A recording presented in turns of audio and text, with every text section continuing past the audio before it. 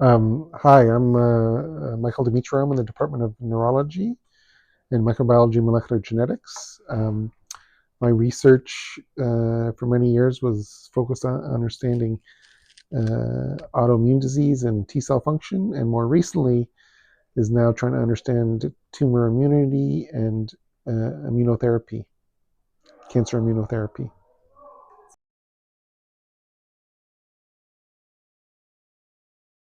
Well, I that goes way back to my training.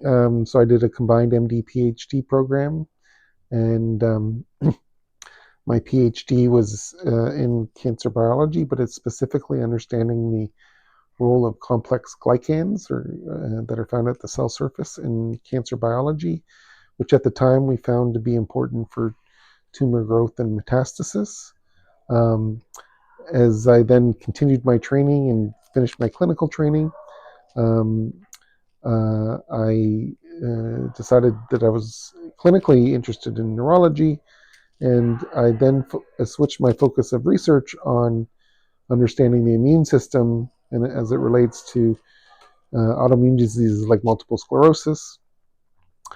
But then about 8 years ago, I went back to my um, roots, so to speak, and realized that a lot of what I've been learning about the role of the immune system in autoimmunity, it could be really important for tumor immunity and immunotherapy, cancer immunotherapy.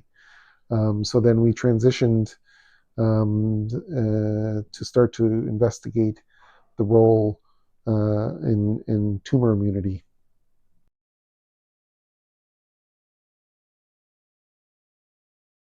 Yeah, again, about 8 years ago or so, we came up with the idea of trying to harvest the immune system to kill cancer cells in a unique way. So some of the most potent uh, cancer therapies now are what we call immunotherapies. And one of the most potent of those are where you um, specifically target an antigen or a molecule that's on the cancer cell. And so the classic or one of the most potent versions of that is what we call chimeric antigen receptor T cells or CAR T cells. Um, and um, so they've shown great promise in B cell related malignancies. However, um, uh, there's been problems in trying to transition those to other cancer types. And there's been a number of different reasons for that. One is there's one of the most important ones is that there's not really a safe antigen. Um, or many safe antigens, I should say, that can be targeted because you don't want to kill your or damage your normal cells. Um, and so this has been a big problem in preventing uh, uh, applying these therapies to many diverse different cancer types. Um, and so when I went back to my some of my roots and realized that one of the major changes that occurs in cancer is changes in these complex carbohydrate chains on the surface of cancer cells. And so we decided, well, instead of trying to target a protein antigen that's specific to the cancer cell, let's target one of these unique carbohydrate antigens, or what they're called TACAs. And these carbohydrate antigens are unique in that they're abnormally expressed in almost all cancer types. Um, and um, one of the problems, though, is that there's been never antibodies or don't bind to them very well, or at all in some cases. And so they've not been well targeted. And so we came up with a method to actually be able to target these glycans, and we called this GLITR, or glycan-dependent T cell recruiter technology.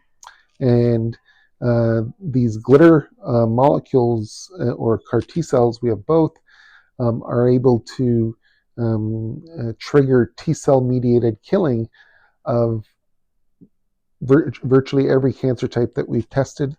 So everything from breast cancer to colon to brain to pancreatic to lung ovarian, prostate, etc. And so it's, I like to analogize it to to the Lord of the Rings. Instead of the one ring to rule them all, it's the one drug to kill them all. And so we now think we have a very potent pan-cancer therapy that we're now trying to transition into the clinic.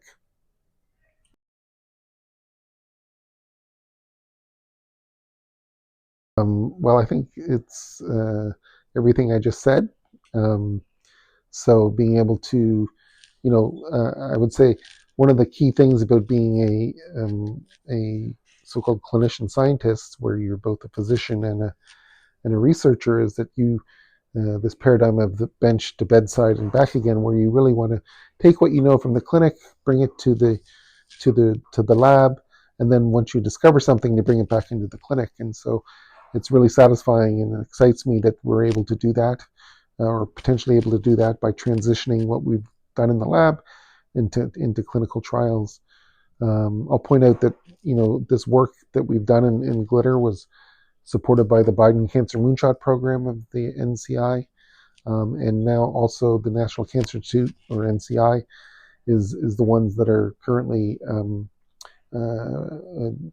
doing the very expensive GMP manufacturing of our glitter, so that we can transition to a clinical trial.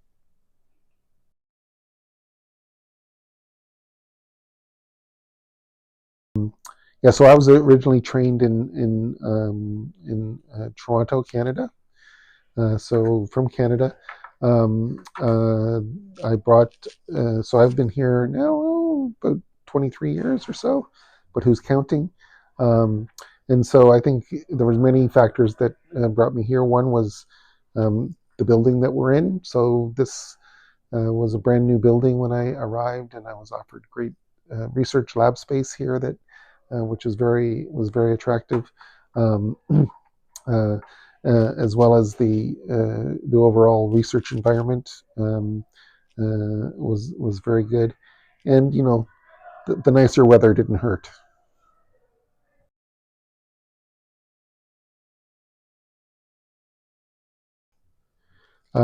Yeah, so I think just what I was talking about is being able to take everything that I've known from going way back to you know some of my work actually was as an undergraduate. I first looked at some of these glycans in cancer, when I was an undergraduate student. And now I'm targeting those same glycans, like this is probably 30 years later now, as an immunotherapy.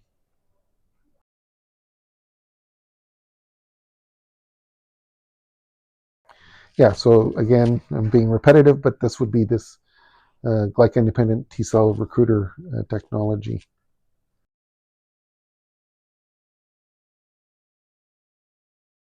Yeah, so, you know, um, a lot of people do research to publish papers. I do research to help people.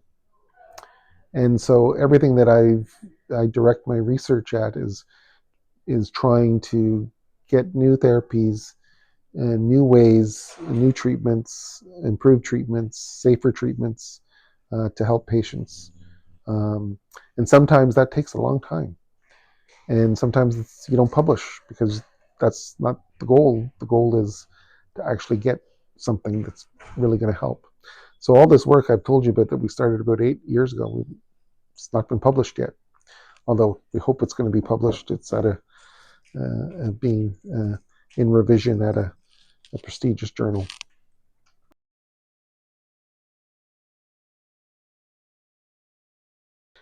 Well, I think the key is you got to do what you find exciting and you become passionate about.